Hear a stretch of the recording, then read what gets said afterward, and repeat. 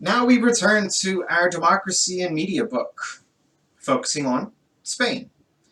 And we're going to quickly run through some of the history of Spain in the 1900s, and then focusing on very specific points, the evolution of media, to perhaps try and explain why some things in Spain are the way that they are. And we'll start with 1931, the first time Spain becomes a democracy in its history. However, that is extremely short-lived. 5 years later, civil war erupts, a very terrible civil war erupts. And the authoritarian regime of General Francisco Franco comes to power. And for any of those of you who have studied World War II, you should have noticed that Spain seemed quite absent from World War II. And that's because they had just gotten finished with this civil war. And this civil war devastated the country. So everyone around, short version, simplified version, had a conversation real quick with Spain and said, look, we are in no place to get involved on either side of this World War II thing. Leave us alone. And for the most part, that's exactly what happened. That's why you don't hear about Spain that much in World War II history. Okay? But again, very simplified version of what happened. But okay, so then after that, 4 decades of authoritarian rule under Franco, 1975, we see democratization take place. Spain becomes the democracy that we know it as today, a parliamentary monarchy, very similar to the UK. And then going forward towards the 1990s, a couple of decades, we see Spain develop into the country that is characterized as the polarized pluralist country. Remember, low newspaper circulation rates, low journalistic professionalism, high political parallelism, and high role of the state. Perhaps, though, by looking at Spain during the 1900s, we can better understand why some of those values are the way that they are, and better understand the case of Spain as an individual country. So we start our story 1938, with the Press Law of 1938, right after the Civil War. This was really the first law that put in place in Spain what the media system would look like. And let's start by talking about the first point, the fact that it's state-authorized publications. Meaning, if you wanted to open up a private business that was in media, you had to get permission by the state. Now, why would Spain make this a law instead of maybe just making their own media, controlling everything from the inside? Well, 1930s around the world, Great Depression. Civil War just took place. Government doesn't have a lot of money. It is easier and less expensive for Spain, and we'll see this in other countries around the world even today. It's less expensive for them to try and run, own, and operate their own media system the way they want it, rather than let private corporations do it for them and then just pass laws to limit them on what they can do. So that's exactly what happened. You had privatization without independence, without liberalization. So in order to be a media company, you had to get permission from the government. All right, so check that off if you wanted to do it. But then the state could also appoint or dismiss managers and editors. And for any of those of you who were into journalism or have done journalism classes before, you'll know that managers and editors have a lot of power about what stories get checked off and which ones get tossed. And that's why they call it editorial power. Right? So the government being able to put their own editors in private businesses, that's a pretty big thing. Our third point, state-registered journalists. This is not like in China, you had to go through a certification licensing program and get educated. This is you had to register with the state. You are a journalist. This is where you live. This is where you work. Why would the state want to keep tabs on journalists? Remember, authoritarian regime. If you're a journalist and you know the state has all of your information, are you going to write negatively about the state? If they know where you live, and know where your friends and your family are? Probably not. This is a form of keeping people to self-censor themselves.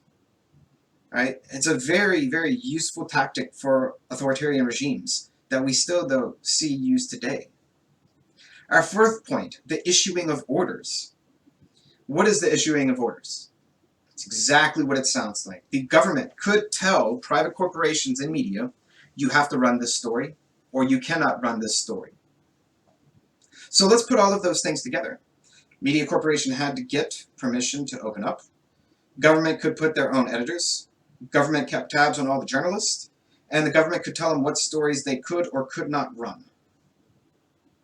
That sounds identical to a state-run media organization, except it's owned by the private companies. So yes, this is a big deal. Press law of 1938 was an extremely effective tool in taking privatized media organizations and turning them completely into government institutions. Now we fast forward almost 3 decades. So 1930s, 1940s, 1950s, early 1960s, hardcore authoritarianism going on in Spain. 1966, though, we see the elimination of prior censorship, the press law of 1966. Media could appoint their own managers and editors. Basically, we started to see democratization or liberalization of media in the country. Not necessarily civil liberties and civil rights of individuals, but media freedom started increasing. Why? Why in 1966? A lot of people theorize, and I tend to agree with them, that if you think about the type of authoritarian regime that Spain was, it wasn't just a military dictatorship, it wasn't just an authoritarian regime, it was the Franco regime. And it was kept in power. The elites were kept in check by Franco himself. By the mid-1960s going to the later 1960s, those elites started seeing the writing on the wall. Franco was not going to live forever. He was starting to get up there in age. The rest of the countries in Europe around them, for the most part, all democracies, they were starting to feel pressure internally. None of them figured they could keep the authoritarian regime alive without Franco. So instead of risking mass population or people's power movement revolution, they thought, let's start to slowly democratize. Let's start with allowing media freedom. That way we can hopefully save our own lives when Franco dies. So once again, these are theories, all right? But once again, though, I tend to side with these theories. So we start to see liberalization in the media. And media start reporting on democratic norms. And they start changing the political culture in Spain. Now this is extremely important and something we're going to come back to in other cases around the world. How important are media in creating and disseminating democratic ideals in a society? And the simple answer is extremely important, and we'll see exactly why in a second. So the Law of Political Reform of 1976, this begins democratization in Spain. Calls for free elections. It calls for a series of structural changes, more changes to media. Why 1976? Well, because just like in the last slide we talked about, in November of 1975, Franco dies. And just like that, the elites that were keeping him in power decided, let's go to democracy before the people rise up. And that's exactly what they did, very, very quickly after that death in November. So real quick, the elites in the political system, they started to talk with media and to say, hey, we need your help to inform the people how this democracy thing is going to work. Now, before we get into exactly what media do for this process, let's talk about why it's important. Why did elites want media help? Remember, Spain had only encountered democracy for 4 years, 5 years before the Civil War erupted. And then it went to authoritarianism again. Before that point in democracy, they were authoritarian, monarchy. So this is a big deal. Most of the people that are alive in Spain have never experienced democracy. The media are going to help government teach people what democracy is and how it runs. And this next slide will jump into exactly the points that people need to know that we tend to take for granted, but things that you need to know in order for democracy to actually work properly. So what were some of the things that media had to teach people in Spain about democracy?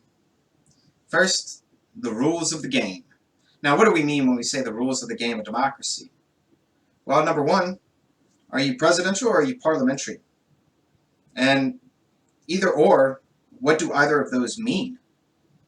Do you elect a president, everyone elects him? Or do you elect a prime minister, which is elected via parliament? There's a big difference there. You have to teach people. And then if you choose a constitutional monarchy, like Spain did, what are the powers of the king, the royal family? How does that fit into democracy? What is my electoral district and who am I voting for and how often do I get to vote? How do I vote? You have to teach people all of these things. It's like sending the entire country to class for democracy. That's what media are doing here. Then values and orientations of democracy tied into also norms of tolerance. Do you know how novel of an idea it is for the people of Spain at this point for media to be telling them, hey, you can have a multitude of different views and opinions and you can talk to people about it. And number one, you won't be arrested, your family won't be arrested, you won't be fined. It's okay to argue with government. That's a big thing to swallow if all of your life, and for generations, all of your family's lives, you've never been able to do that. So once again, you have to get people not only to know the rules of the game, you have to get people to trust the game. It's a big deal. And then partisan cues. What are partisan cues? Well, it's teaching you what political parties are. What is a Democrat? What's a Republican? What's a social democrat? What's a Green Party? What's a Christian Democrat? What's a far right? What's a far left? What's a socialist? What's a communist? What's a royalist? You have to teach people what all of these things mean so that when they go to vote, even if they don't know the person, they can look at the party identification and they can tell, okay, they represent all of these things on the party platform, therefore I'll vote for this person or I won't vote for that one. So media had a whole lot to do as far as democratization goes in the country. Although some people argue media were only the lapdog of the elites, which is something and a concept we'll talk a whole lot more about when we talk about democracy and media in Japan. So over the next 2 decades, 1970s, 80s, into the 90s, Spain works on democratization and consolidating their democracy. Joined the European Union, right? Everything's going great. People are really getting used to this democracy thing. And in the literature, generally, people agree that although it might have been elite-initiated, meaning a top-down democratization, without the help of the media, the time for democratization would have been a lot longer. So in this case, we don't say that media democratized Spain, but we do say that media played a huge role in democratizing Spain much quicker. Now, that being said, what else do media do in Spain? Well, the chapter partially focuses on, and we're only going to spend a little bit of time here on it because we're going to focus on it in other places as well, what they call the debate effect. So you have an election, 2 candidates. 2 debates before the election. The first debate, candidate 1 is the clear favorite in the polls, and candidate 1 wins the first debate. And once again, still the clear favorite by a landslide. But then debate 2 happens right before the election. In debate 2, it looks like candidate number 2 wins. And even though in the polls candidate number 2 was down, media sent out major messages that candidate number 2 won the debate, candidate number 2 won the debate, candidate number 2 won the debate. And wouldn't you know, right after when the election takes place, candidate number 2 wins the election. Now there are a few different media effects in here that we could potentially say are the cause, right? Framing, agenda setting, priming, which we've all talked about before, and I'm not going to go into that much because I want to save them for the forums. But the big question is, can media really affect the results of an election by the way they cover the election, by the way they cover the debates? The authors believe here in Spain that's exactly what happened. And if it can happen in one democracy, can it happen in all democracies? And what does that really say about the power of media? But as we'll see, the authors very quickly tell us they don't have that big of an effect on everyone, but on very specific people. So who are these individuals in Spain that changed what they were thinking? They changed their votes to swing an entire election. The theory is in this chapter that those individuals are characterized by 4 points. Number 1, they are near the center of the political spectrum. Number 2, they have mixed political attitudes, meaning they have beliefs that fall on both sides. Number 3, they have weak political attitudes, meaning they may have attitudes on both sides, but they don't feel about them real hard. It's not real strong. They just have them. Or number 4, potentially, they don't really have attitudes. They just have ideas about the way things work. In the US, we would probably call these people swing voters. We might call them apolitical, but then we're incentivized to vote. And then it brings the question, if Spain is talking about swing voters here, if we talk about swing voters so much, perhaps swing voters are a major issue in all democracies around the world. And if media messages matter to swing voters, and swing voters can change the direction of an election one way or the other, then the implications are media have a huge effect on democracies and on elections. That's pretty massive. I'm interested to see what you think. Do media affect elections like this? Or do you think this is just case specific? Do you think it's only in Spain? Do you think perhaps it's only depending on the type of electoral process you have? Because surely swing voters nationwide are different than swing voters here where we have the Electoral College. I look forward to your responses in the forum.